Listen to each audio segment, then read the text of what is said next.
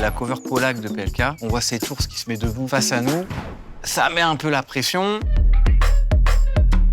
Salut tout le monde, aujourd'hui on est avec Fifou, le photographe iconique du rap français. Pour nous, il revient sur ses pochettes les plus cultes. Salut, c'est Fifou pour Planète Rap, la quotidienne. C'est parti pour l'interview Rafale. La pochette la plus iconique. Je dirais Noir Désir de Youssoupha. Il voulait absolument créer une cover plus œuvre d'art. Et on a ce moment où ce gamin arrive face à nous et nous sort cette attitude. Ça vient d'ailleurs. La plus récente. Vraiment récente, c'est La Rafleuse. Malheureusement, il est encore obligé le soir de rentrer en prison. Et donc, en faisant un clin d'œil à peut-être une cover comme celle d'Odibi à l'époque, rien de plus évident pour moi de juste scanner sa carte de prisonnier. La plus dangereuse à shooter. Mais dangereuse dans le sens où ça pouvait être aléatoire, c'était la cover Polak de PLK. Il y a eu cette envie de shooter le P dans un quartier avec un ours. Le jour J, on arrive et on voit cet ours qui se met debout face à nous.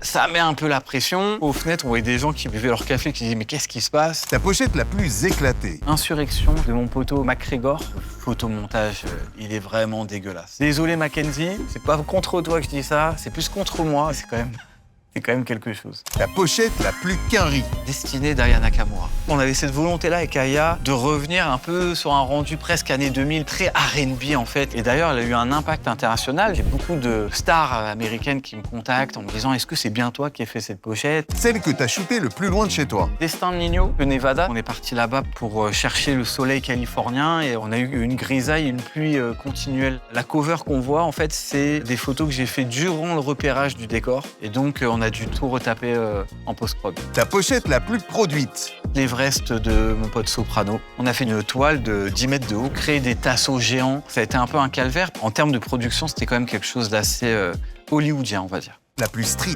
Bon courage de Kalash criminel. On voit quand même un groupe de soldats cagoulés. On est à l'intérieur d'une tombe et on est en train de se faire enterrer. Il s'est quand même passé quelque chose d'assez fou. Je vois cette masse de sable qui tombe sur nous. Naturellement, ce qui est assez dingue, c'est qu'elle a recréé la forme de l'Afrique. Et quand on l'a vu avec Crimi, on a crié pendant 1 heure. Fifou, merci pour les travaux.